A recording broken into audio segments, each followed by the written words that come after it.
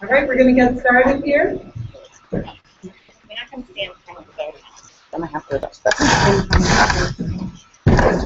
We are experimenting with our Google Hangout, so currently I'm using right about here. Keep that in mind. I would say farther away. I don't want to stand anyway. Farther away from the fluorescent light.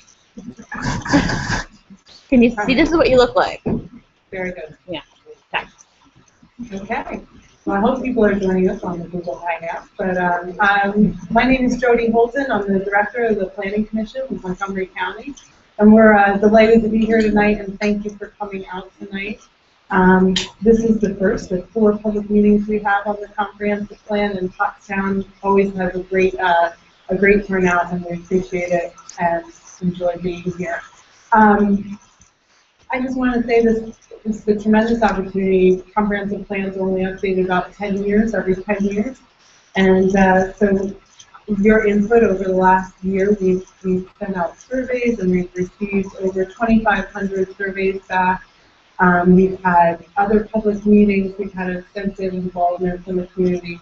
And really that's what makes this comprehensive plan so integrated into our communities and our organizations. And so it's been a real pleasure to work on. I just wanted to recognize a couple of people that are here from our 28-member steering committee that has been meeting to work on this plan over the last year. So we have Mark Flanders from Pottstown Borough. We have Dave Craybill from Pottstown Health and Wellness Foundation. We have Dulcie Flaherty, who is also the vice chair of the Montgomery County Planning Commission. And we have Susan Pengelly, who has been practicing saying that.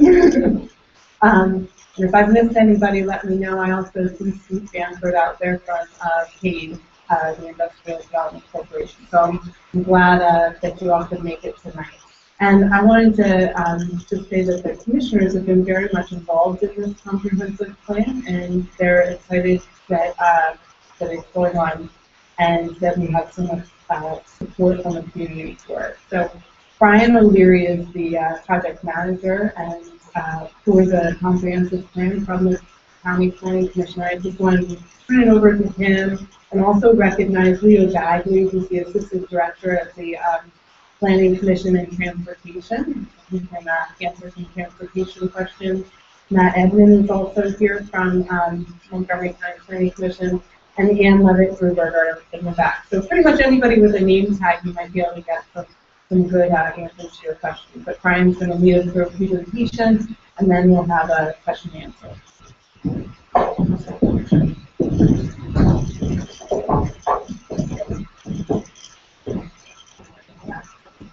All right, I think we're okay on the video in here. So good evening, and thanks all for coming out.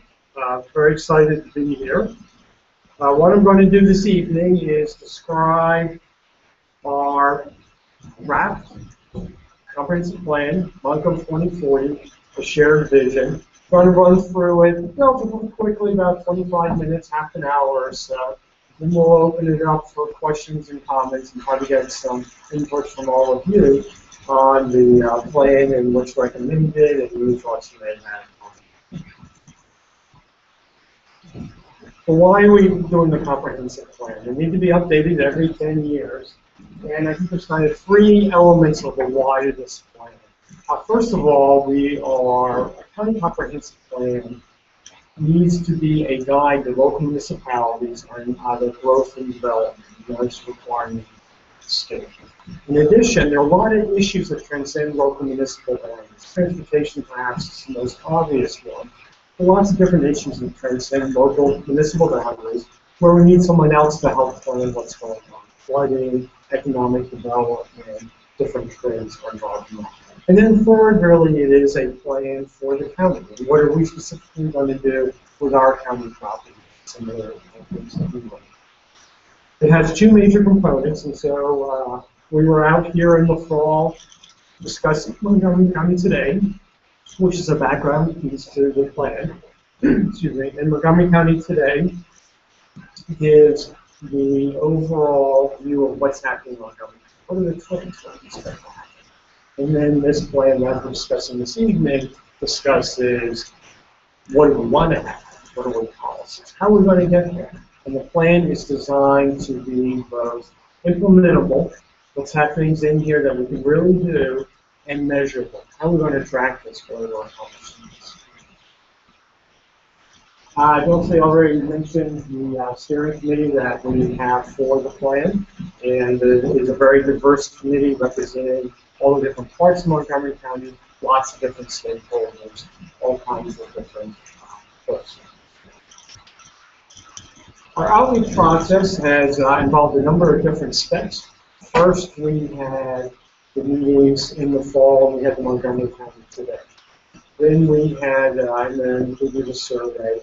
Then we did the themes and goals, and the themes and goals were shared with everyone back in the spring, and now we're in the final stage, doing public meetings, which we have doing a lot of different presentations, getting input, what needs to be changed, what is good, what works, what doesn't work in this plan, and that's the process. So let's jump into the plan and what's in it. The plan is designed to have three themes. That's it. The three themes are ones that really came out of the process that we had as we were developing this and some of the public input. The three themes are connected communities. I think there's some real feedback that the county can help connect communities. And by connecting communities, there's a variety of transportation, trails, transit is a very literal way of connecting communities, but also just helping bring folks together, such as the work that we already do with the regional planning, trying to reach out and get people to involved. And then another area that is emphasized in connecting people is helping support places where people can connect to each other, such as the second thing is sustainable places. There was really very strong input that we like our communities, we like our natural environment. We want to keep these places strong. We want to improve them. We want them to be sustainable. And then the third theme is the vibrant economy. And ever since the Great Recession, really the economy has become a much more important issue, and that is the third theme of plays through this event. It's laid out, it talks around these themes. It's also a concluding chapter that discusses specifically the land use and transportation. So let's talk about the three themes, connected communities. The first one I touched on was that we want to have more cooperation among municipalities, more cooperation among all the different stakeholders. We can help facilitate this cooperation. This map here shows three different things. It shows people, municipalities that are members of Montco Township Association, but they actually have boroughs doing that. Communities that are part of the Montgomery County Consortium. That is a group where municipalities share resources. And then those three kind of purple areas, four purple areas are four regional plans. And the goal here is to have more regional planning to move these as well. On the transportation front, we really want to improve and expand options and quality of transportation.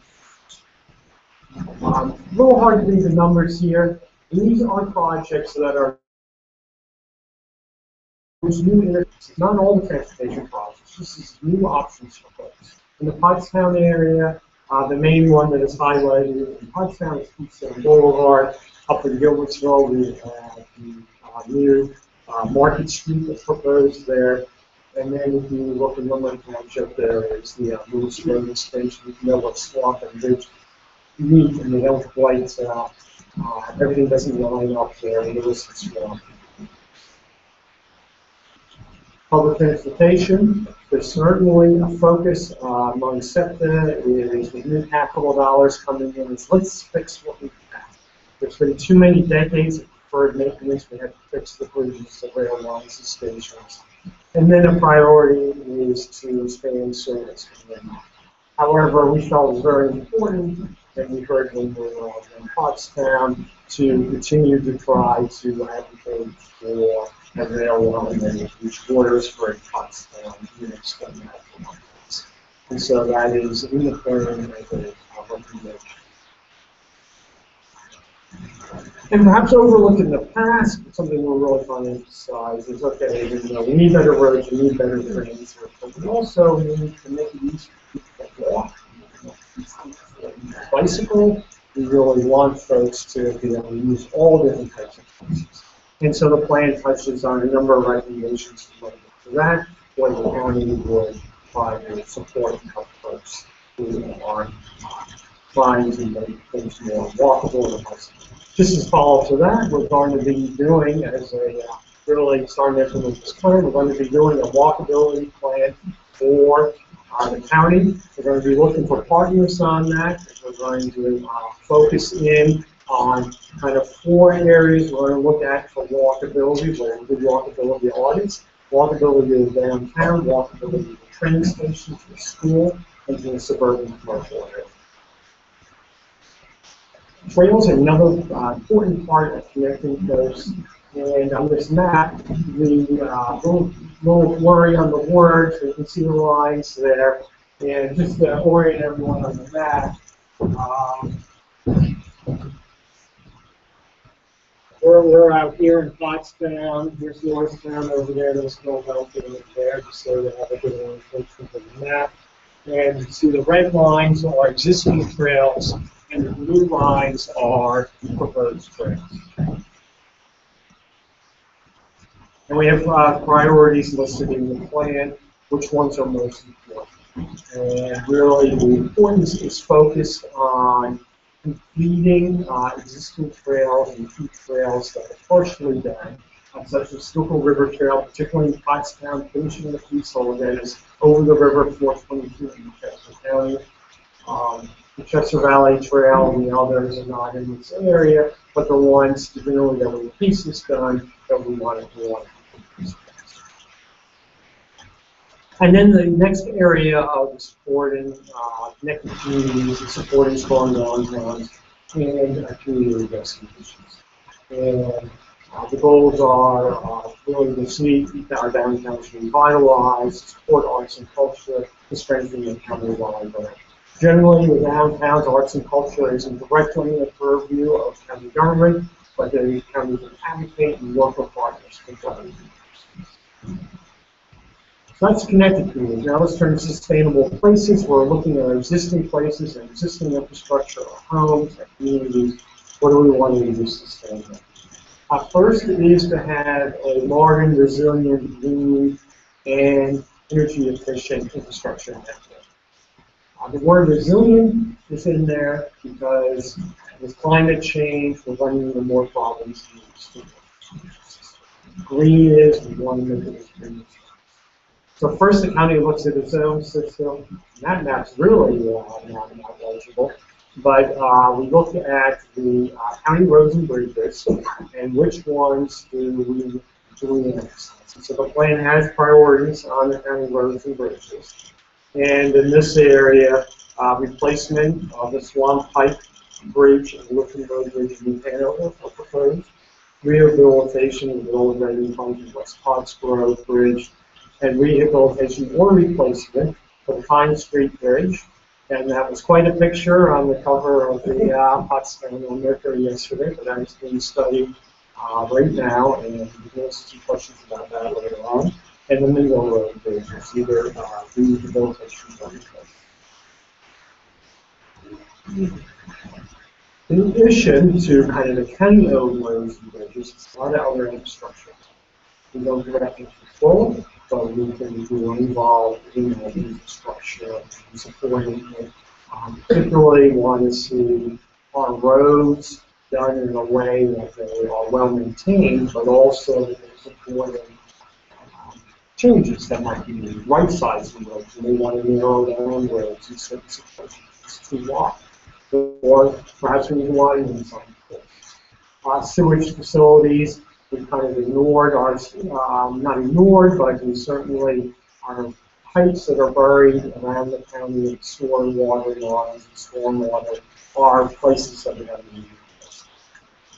And recycling, communication, energy, these are areas to advocate, educate, and work with. Stormwater management and reduce the impact of flooding is very important.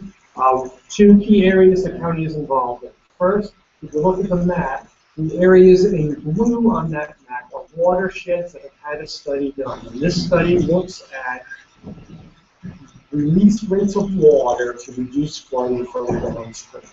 So the way that the flooding works is if you have a development that's right in the Schuylkill River, you don't want to hold that water and wait for other floodwaters to come down and then release it. You want to release it right away before the flood. And so that's what these studies look at. When you're upstream, maybe you hold it longer. We've done the ones in blue. The ones in the light green aren't done yet. And what we're proposing in the plan is that we're going to do a county-wide one for all the watersheds at once that will focus on really the most problem flooding. So it's a real shift in working with the conservation district. The second area the county is involved in stormwater very directly is we are a municipality on a lot of properties, and we are required to comply with federal requirements to reduce stormwater pollution from kind of sheet flow types. But we can be involved in other areas, advocating for best stormwater management practices. For example, that instead of just having a pipe leading to a big detention basin, you have a vegetated swale when you do a rain garden. There's an opportunity for the water to percolate down in the ground to clean out some of the issues. So we've done a lot of advocacy and education on that. In floodplain, we've done a lot of awareness and the helping communities update there. Another kind of oddball map, but preserving natural resources, environmental assistance areas, open space and farmlands remains an important goal. We increase the amount of preserved farmland and keep our farmland preservation going, and preserve natural resources and open space areas. In particular, we're interested in the areas that are shown in this map. And that lighter yellow-green color are conservation landscapes where there tend to be more concentrated areas of environmental assistance. And where we have parks, kind of those darker green, our county park focus areas as we expand parks and county land holdings would be environmental sensitive areas and greenways within this area. And then we have a lot of county parks, and the plan makes specific recommendations for our county parks. In Pottstown Manor, it's really about trying to make connections. In particular, we want Pottstown Manor to be connected better to a Memorial Park, to the Colebrookdale Forest Railroad, the Schuylkill River Trail, and the Fox Road. For Sunrise Mill, that's up in Lower Frederick Township. That is not open. The main goal on that is to get that open as accessible to the public. And potentially it's an old mill there to find a park. Green Lane Park. I'm probably familiar with Green Lane Park. A lot of very specific improvements are recommended in that. Loop trails, parking lots, and certain location, environmental, education programs, a lot of different recommendations for. And really, this is kind of a new trend in planning is really health and planning go hand in hand. We have to think about health issues when we think about planning. And the most important health issue that planning can affect is making it easier for people to get off the bus. And so that people are getting exercise. And so that's a major thread moving throughout the plan. And specifically for the county parks, adding fitness stations and loop trails and places to make it easier to use parks. And then a related issue to health is healthy food and encouraging healthy food. We're starting a new initiative for our Farm Preservation Board where we are trying to look at how can we connect the county farms and food that is grown on them better with county residences and businesses? How can we make that connection strong? support the local community. Turning to housing, the county really has an overarching goal of supporting housing for all people. We want housing that we can use everyone in the county. And to do that, we'll support the construction of additional affordable housing. Many of you may know that the county has grants that we get from fees when people record properties to help support affordable. Specific focuses of that are I was really interested in getting some more affordable housing for disabled and for families. A little less of an emphasis on affordable housing for seniors than we might have past, a little more on families. In addition, we would want to advocate with municipalities, and providers, and developers. Let's provide housing that really doesn't even use fairly. So we need to have new townhouses, we need housing for those who can afford this much walkable housing. And although the Montgomery County Housing Authority is not directly part of Montgomery County government, they're one of our partners. We work with them on really the goals of improving our public housing and we concentrate on that. And finally, within sustainable places, we want to enhance the community character and protect our communities. But for a variety of ways, let's get investment. Let's try to have development that fits in where let's preserve historic properties. Let's preserve and enhance the urban tree canopy. A lot of our urban tree canopy in many of our suburbs was planted 70, 80 years ago. It's taking a hit, and we need to implement that all the benefits. In addition, as you all know, the county organized this 911 system, and we are upgrading it. All right, so our third theme is vibrant economy. The number of goals related to this transportation. Again, transportation and land use, you will see, kind of weaves through the whole plan.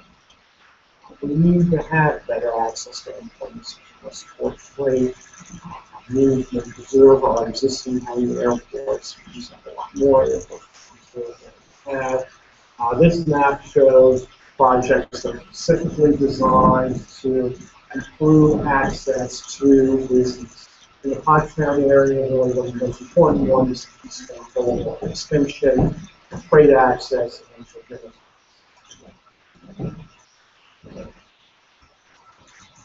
The second goal of vibrant economy is to encourage development where we already have this infrastructure, where investment already is. Particularly encourage redevelopment of underutilized investment.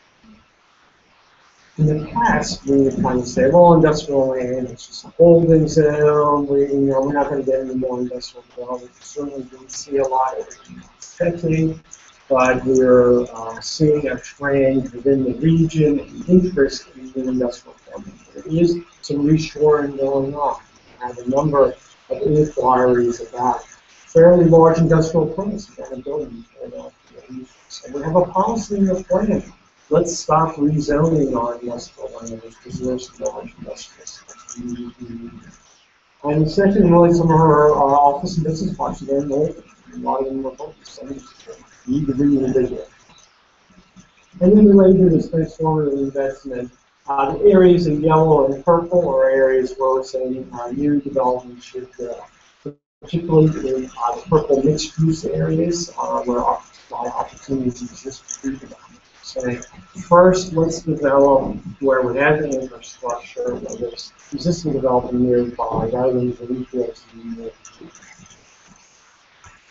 A third goal is attracting and retaining business. The county's already moving in this direction of helping support this process by consolidating services into one department, the Commerce Department, that's consolidating nonprofit and county government services for everyone. And second, an ongoing goal, certainly that our host, the community college, is heavily involved in preparing established chair and this very committee is heavily involved in our workforce investment board for really these training. And I don't think we said anything. Thank you for the community college. Thank you very much for this. We need to flexibly adapt to changing market conditions and demographics. That is a theme that kind of weaves through everything again, but we made it a separate goal because our student community goals. So things are changing. We have a lot of millennials who are very interested in living in urban settings. So how can we attract those millennials? We have a lot of very nice towns. We have places like Pottstown and Salad. These are great walkable communities where our young millennials can live and really have a very, very life. We have an aging population. Despite the need to attract millennials or employers, we have an aging population. And new demographic and market changes are really affecting these. What's going to happen in these homes? How do we reuse all of these places? And that's something that we're looking at, following up over the next few years, really looking at older retail areas, looking at doing. And finally, the final goal of vibrant economy is to facilitate market economies. This is already moving forward with the Valley for Exploration Convention Board. I don't know if you've been down in Philadelphia or elsewhere. You see billboards and posters and advertisements about Montgomery. Come to Montgomery County, you see all over that. And that's a great new shift in marketing. We need to be better known in the region. We need folks to know all of the great things. Besides jobs and shopping, we really have a lot of things. So those are the three themes, and the goals are designed around those themes. Each goal has specific steps to accomplish that goal. They are related to what the county does, and then they discuss who would our partners be, and how do we work with these partners, and what do we do with these partners. The plan also includes the land use and transportation vision. On land use, we want to have walkable, appealing, mixed-use areas. We want to have new development in our research centers and business. We want to have preserved rural landscapes. We want a vibrant family villages. We want our residential areas to be very attractive. Wonderful. And we want to acknowledge that transit-oriented development and the interest around that place. So there's two maps. Actually, the maps are probably coming up within this system here, but the orange areas is a little pink laser area where we're saying where it should go, and the green areas, rural areas, open space. You really don't want to see so much growth there. And then what this has done is it's divided up into different land use categories, and the plan discusses those land use categories and what can happen. So land use category might be like downtown centers, and what should happen there. Well, in the downtown center, we don't want to see a fast food restaurant with a drive-through restaurant that just doesn't fit the character. That doesn't help that downtown. And so they're guidelines in the plan. You put the fast food drive-through restaurant in your suburban mixed use. And then finally, transportation. We want to have new road choices, improve our road conditions. Most of the projects will be related to road conditions, expanding existing roads. Let's fix what we have. We got to fix what we have. Improve public transportation, access, frequency, use, expand our county trail system and bicycle network, expand our sidewalk. So there's a number of projects here, and once again, the system isn't marked in the map, but we have a variety of projects here in the Pottstown area. These are program roadway projects. It'll probably be easier if you're interested in the specifics of the map. They are lined up over there, and we have some green sticky notes and yellow sticky notes that we put on that to give a thought on any of the transportation projects. Primarily program projects are ones that are in PennDOT's plans right now, or that the Regional Planning Commission said by 2040 we should have enough money for those projects. In the Pottstown area, they're primarily focused on some intersection improvements and route 426. And then our vision roadway projects are projects that are ones we'd like to see added. Yes, we need more money, and it's amazing how much money got added to the system in the new state law. But there's such a backlog of projects people don't do. It's hard to fund them all. So these are ones we want to see funded. There are a number of intersection and roadway projects in this area. 422 still remains a priority, despite it being funded for all the improvements we see happening now. Is potentially widening, but and also intelligent transportation system, signs that are guiding people. And then our transit projects are these are both program and vision transit projects. And once again, for more detail, the main one, of course, is extension of the Norristown, Minneapolis-Norristown line to Pottstown, and Minson. That's a project that is estimated cost over $4 million. So overall, the plan really is looking at let's connect, let's sustain, let's have a vibrant economy. Those are all designed around these two things. So that's a summary of that new comprehensive plan. It's available online. We have in the back summaries of the plan. If you're interested in getting a full printed copy, please let us know. We'll get you a full printed copy. Another run going at the printer right now.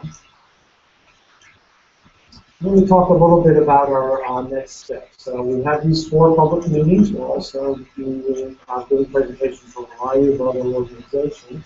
Our steering committee is going to meet again on September 23rd. Then the NCPC, our board, our planning board, will meet and decide what they think is going on. And then the commissioners will adopt in November. Sometime we look at them first. They'll start implementation this fall. The steering committee and the planning commission are the best places for us to have comments in to give to folks, say, okay, here's something we might want to change. So over the next few weeks, will be great if we could get new comments. Here's the website address for where you can go to get more information on the plan, and then there's contact information for me and for Ann. Raise your hand in. Well, it's a good comment about how you love the plan and contact me. So I'm going to leave this up just for a second. I don't know if anyone wants to take a picture of that. We did have that up. Probably easier if you do the one on the sign-in table where you can take a picture of the QR code, and that can take you right here too. So now it's time to open it up to questions. We have, as I've already mentioned, we have Leo Bagley, transportation guy. I can answer some questions you might have, explain some other issues. We have our director, and we have 5 or 6 members of our steering committee here who might be able to answer some specific questions. So, yes. Good evening. My name is Robert Evans. I'm the president of my Government Environmental Association here in Pottstown. I have a person who's the director of Nuclear Development in Montgomery County from Montgomery County else. Now, I've been to one meeting we had at one of the churches here in Pottstown. Right. And not too long ago, I think some of the council members and Mr. Clemens was there. Who were they there? Ward meetings. And they all talked somewhat about this. They don't know what our ideas were. My question to you is, where does Pottstown fit in overall? Pottstown in general. Because you have here a list of things like connecting communities and transportation. Well, there's 3 communities that are not connected, but we seem to be separate, Bright Hope and Rolling Hills area. And then there's a property that might be available. I keep hearing that the Hill School is going to be buying it and do a tax write-off across the street from the Ricketts Center. Now, you're mentioning transportation and connected communities and revitalization. That is a promised piece of property there to build a pool in and put, as Mr. Day said some time ago, put a nice little sidewalk cafe, restaurants and stuff like that to keep these surrounding communities together and also connect them with transportation. Although the transit system does go there, people that live in young adults don't have funds available. Right. Yes, I remember that came up in the meeting that we had at the church about this one. But we did go into the plan recommendations on county parks, but we did not make recommendations for this one. But what we did do was we made a recommendation. What we're going to do is try to bring municipalities together to cooperate. So one municipality has a facility that another doesn't, or they want to team up, then they can do that. On the specifics of that, property and everything like that, I don't have much of an answer for you on that specific property. But if you could share the details with us, then we'll look at that and see if that's something that we can find out. I don't know when the property sale is really available, but I do know they're planning on using it, giving it a facility and building another one. Right. But I don't know what's going to become of that property. And I think part of what we see when we're bringing municipalities and people together is that we need to encourage them to figure out, okay, what is missing in this area, and what needs to be added, what should we do different. And I think that's, related to our role, connecting people and trying to forge people. One specific thing I always see is Pottstown. I always see it at the top of the list. And I don't understand that. Because it's not Pottstown itself, the community Pottstown, because there's a community there that's being neglected, just like Bright Hope community. These young people have limited facilities, limited. Now, what I do, I visit these areas, and I get 300 young children, young adults off the street every summer. We put them in colleges, programs, to keep them active yearly. But they don't have a gear, they should have a gear for them. High school bank, right here, me. Okay, that's a good point. I'd like you to write it down and have some comments there, just so we can make a detail. Yeah. Okay, other comments, questions? Yes, ma'am. I don't know. And I was talking about an area of Pottstown, the highly concentrated with lots of So that's not actually a county government role. It is the county housing authority who is in charge of that in the county government. So we coordinated with Phil Johnson, who's the head of the county housing authority, and he's exploring with others the option of considering increasing the value of housing to make it easier for someone to afford to go elsewhere. There are advantages and disadvantages to that. The advantage is it creates more options for people. The disadvantage is there's a limit to the amounts that you can. So that's one of the things he's doing. Another thing is that they have started really trying to make people who are getting housing vouchers as aware as possible of all the opportunities that are out there, not just the ones that they may think that's right off the bat. So we do have as a measurability in the plan that we want to see some increase in the number of communities in Montgomery County that have housing vouchers. Something we want to track and see if that is increasing. So that's the measure.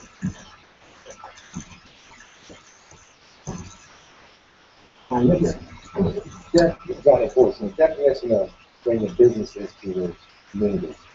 Is manufacturing a part of that? Is that part of the definition of business? Or are we talking about touching those wildlife and retail?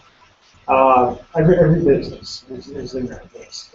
Certainly, we want as much as possible to get living wage, good paying job type businesses, whatever those might be. And I think there is some, as I mentioned before, I think there is some shift going on in that.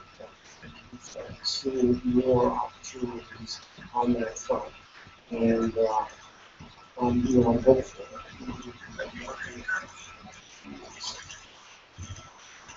But often in a big site. So that's what it is.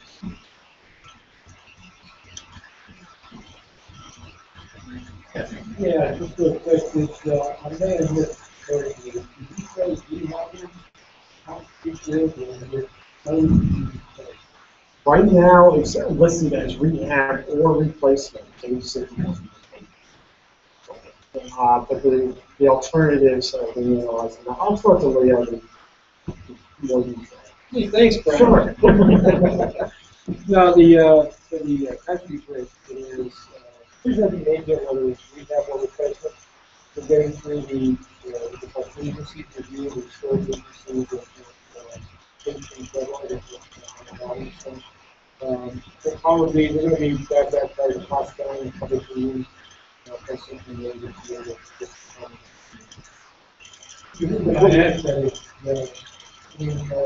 It's been a goal to get realignment with visual and stuff.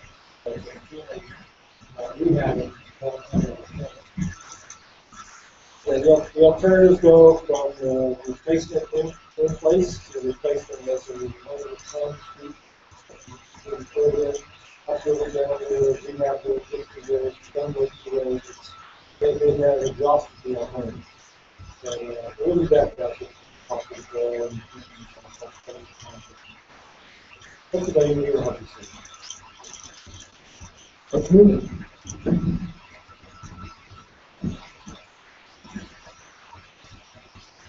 Other comments, questions, thoughts? Yes. Fine, we can do this. Regarding to the right sizing of roads and how that kind of overlays the stormwater issues going with quality replacement, you see an opportunity to where I know we have a lot of older suburban streets that are 30 plus feet wide, really wide in the street. Is there any idea of looking at some of those streets when you pull them in and make them narrower, you use that access right of way for stormwater management practices and trying to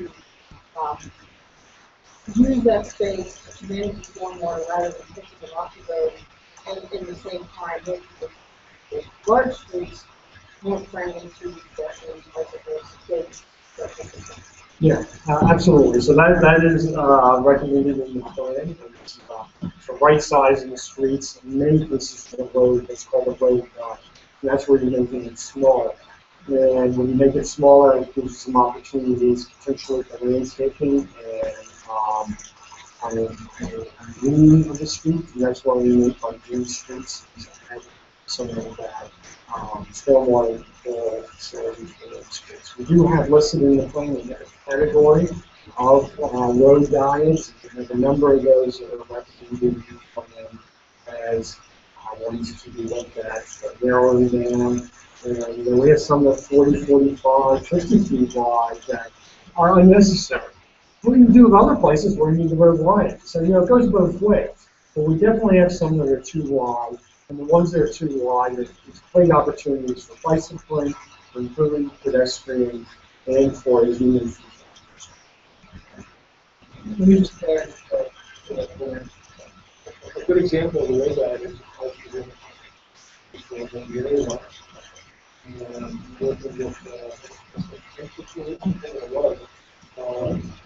looking at the federal consultant here for the look at it, we're looking at the parking, bike lanes in, the street lanes, the car lanes.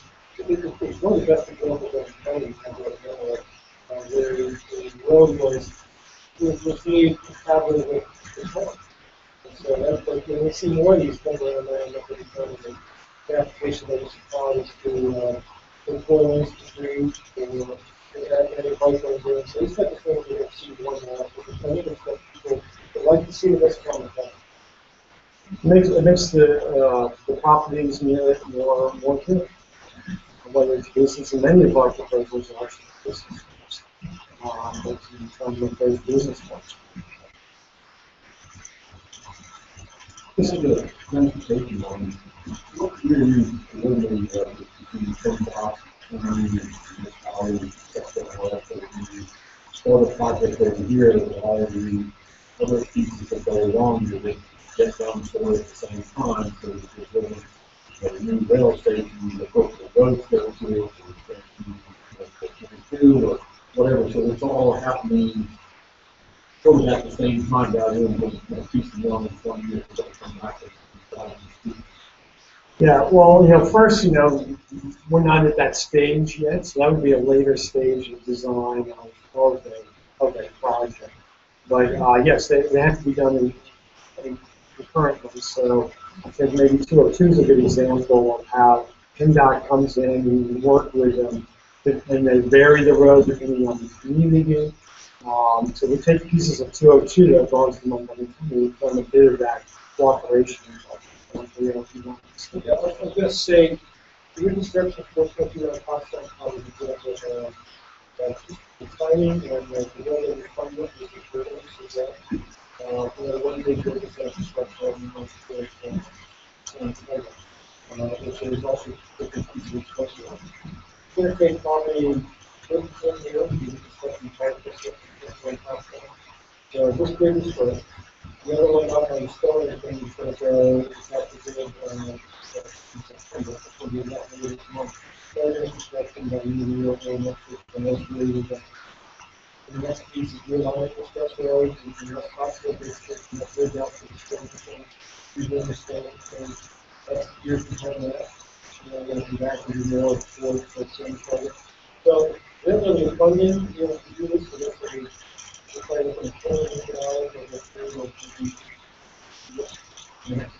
million of the federal projects that are happening in the region. So it's not like we're intentionally doing it, so it looks that way. Just because the system is working, funding available, it's critical in doing good. We're reading that about the rail lines and so forth, and where you do those intersections and sometimes in the future, if there's a high rail, set it up and then let in the citizen drive, line up, and the walkways match up to the high trails, will make it easier. Yeah, all those things are part of the planning process when you say all this, how you're going to use that equipment.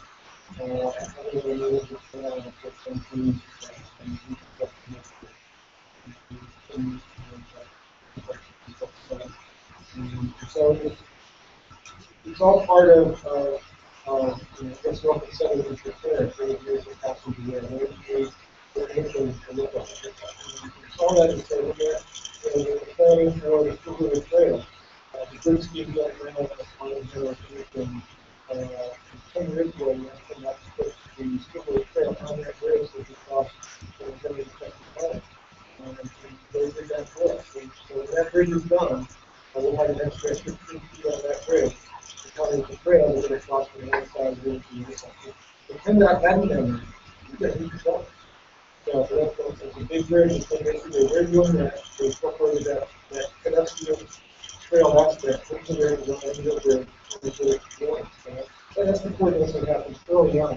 You can't ask them 10 years later to go fast and go there. We're going to use that. And then similar, so whenever we're doing a transportation project now, make sure you don't put something. So you may just notice on the road, new bridges like Pottstown. You make them wide once you can. So it's a key part of this project. So one of the things I'm housing about, I heard you kind of a plan to increase the value of the voucher. It's not necessarily. They're looking at that as an option. So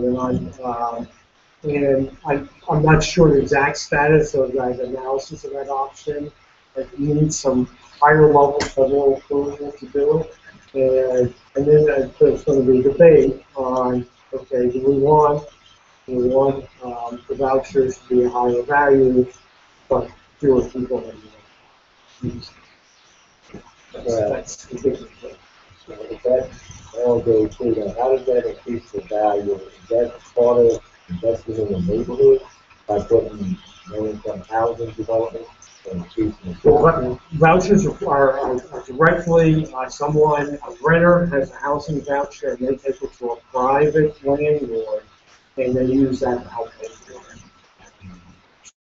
It's completely private sector control process of who they go to. Now, the landlords have to be willing to accept it, and then control the outside stuff. But it's not public access. So that help increase the value of the houses in the neighborhood, the property. That's one of the biggest complaints that I'm hearing is that there's supposed to be a development to have that use of evidence to the community. And there's a lot of complaints that goes in play, that's going to increase the property values in that area. That's what I'm kind of off. Right. So that's like an affordable housing project. Yeah. Generally, affordable housing projects have not had a negative effect. A positive effect. New development developments, new housing, we're getting people moving into these new housing. So we haven't seen it having a negative effect. So I don't see that as a real problem in the greenhouse.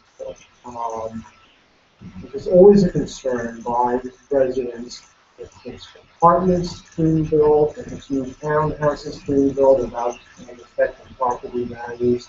And generally, we've seen that multifamily apartments being built.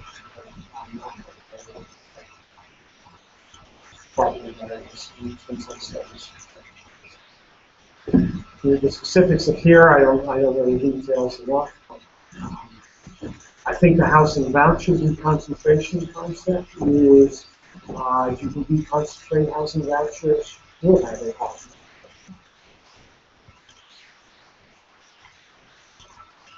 Yes. One of the ones over on the plan, I think these recommendations for reinstituting a county open space program, grant program.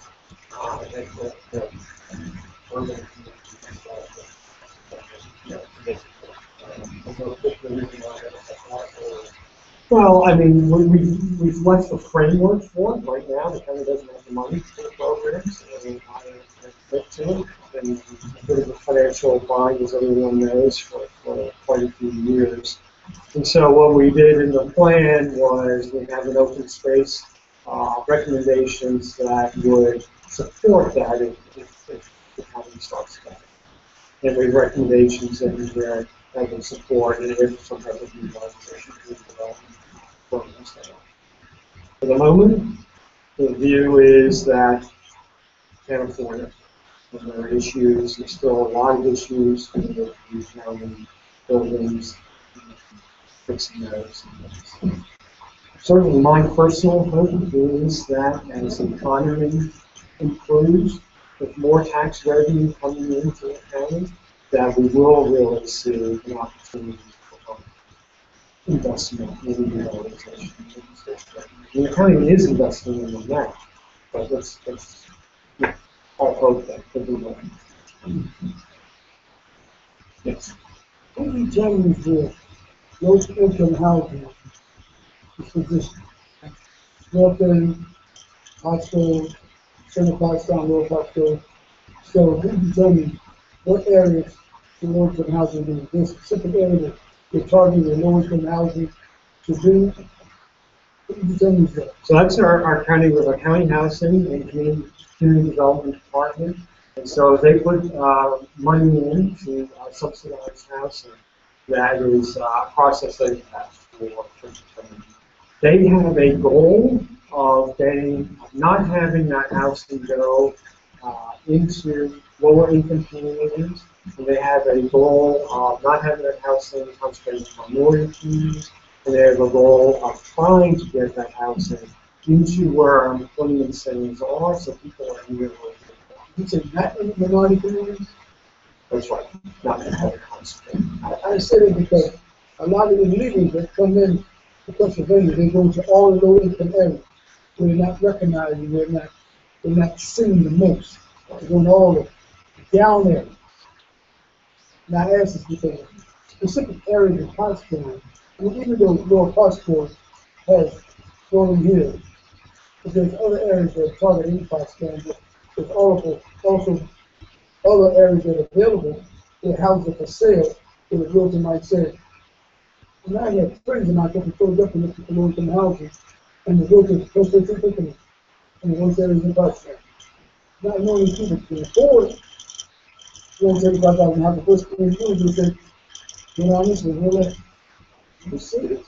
Yeah, and you know, that's an issue outside of our direct control, but we can still do things about that by investing in these communities for redevelopment, by encouraging housing in certain locations and so on. I know exactly what you're talking about. Yes, sir. Things are about spontaneous it's 1960. When you tell me you're going to do it once you leave and what's that. I just want to know, I tell them the government officials, okay, have a figure, people from outside are pointing to, yeah, Mexico, and I'm not talking about, like the black and Hispanic. People here who live off, so no, the people coming in from outside, the country states coming in, and, all kinds of people. I was just wondering, what are we going to do about it? And we got people in this town, they've been here for years and years, and grew up, all things in front, you know? Well, it's, you know, I don't want to say that it isn't something we're involved in at all. We're not involved directly in what you're talking about, public safety, but the public safety county level by improving our 911 system and by improving kind of the services that we offer to the local municipal. As far as, you know, folks moving in from, you know, who are causing trouble in the community, I think that the more opportunities we can get around the whole county for folks to find affordable housing, that's good. And we have a goal in here really having affordable housing across the county. So the county's certainly working on that. We don't have much of a direct influence on the specific issue you're talking about. It's a challenging issue.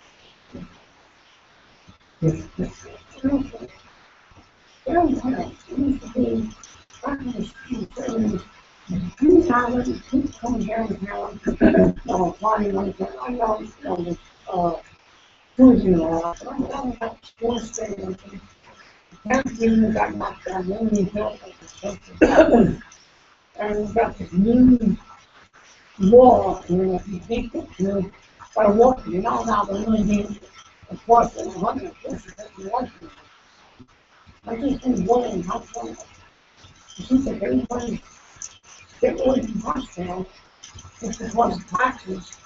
I mean, how one law got used is off the street.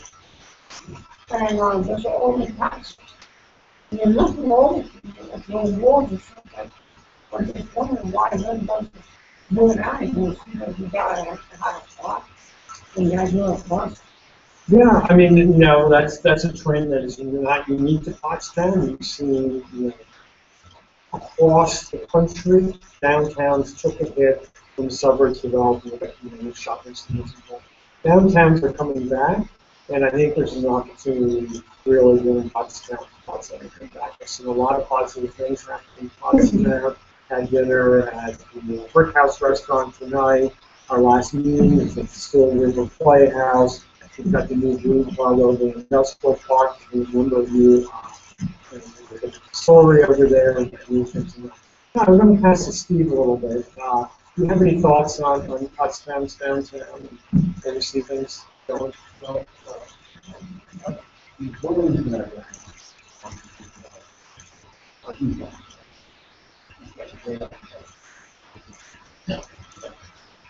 we've been in Rockville ongoing effort, project with the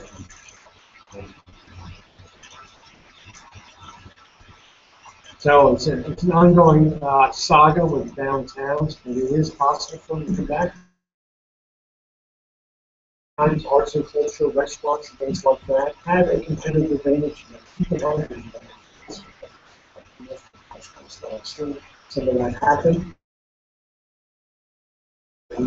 Such as Amber, the West Marshall Street in Morristown completely transformed from having a 40% vacancy rate to actually the Latino community moving in and really revitalizing a lot of restaurants. So, we've seen it happen. I feel the trend is more positive for downtowns now than it was for change. Things that capturing those millennials and their interest in walkable areas.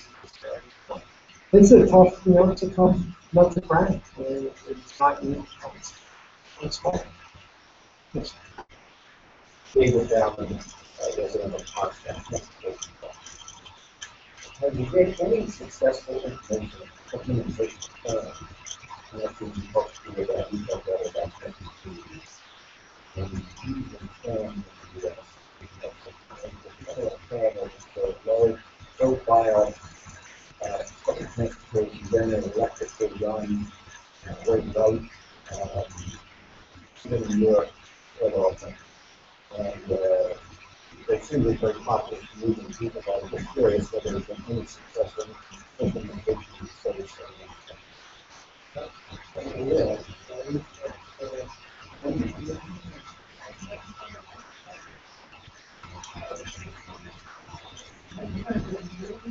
Yeah, that's what I'm referring to.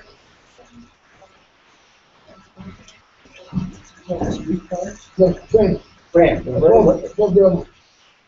low profile, they're not on the streets. They're different than the old colleges. You step up a foot off, and they run all those place very efficiently. They're moving people. And that's what I'm just curious, because it's always a great training, but it's really been a successful.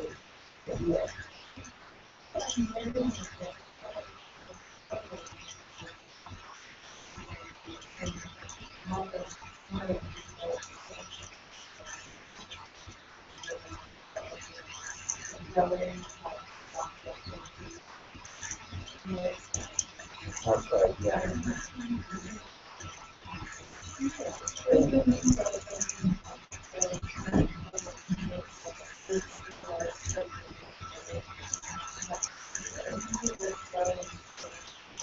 Right. Oh, yeah. Right. That's what.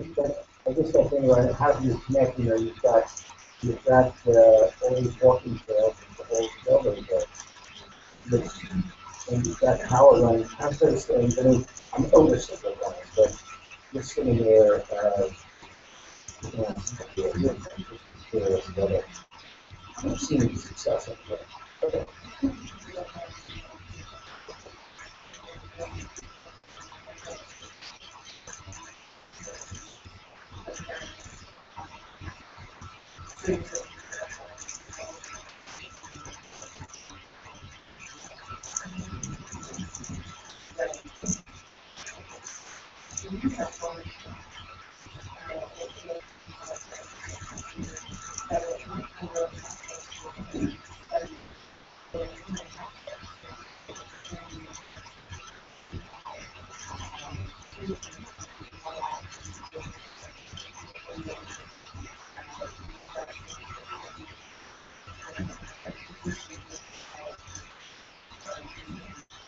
Right.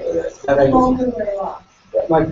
guess my point though is, the light rail versus heavy rail, versus using the conrail tracks or the Amtrak tracks and all those things versus these, which is a whole different way of doing it. Yeah, and you run it on streets and helps that with open road streets on right side. Yeah, I think it's an option which should always be explored. how can we do it most efficiently. All right, I think at this stage, anyone else have any questions? And what I'd like to do is to wrap up the stage of kind of the public questions. But what we're going to do is we're going to have these boards set up over here for specific comments, and all the staff is going to be here and available for taking any comments you might have, discussing the issue you might have with the plan. And once again, there are copies in the back of the executive summary. If you're interested in grabbing one of those, there's a comment sheet. Thank you everyone very much.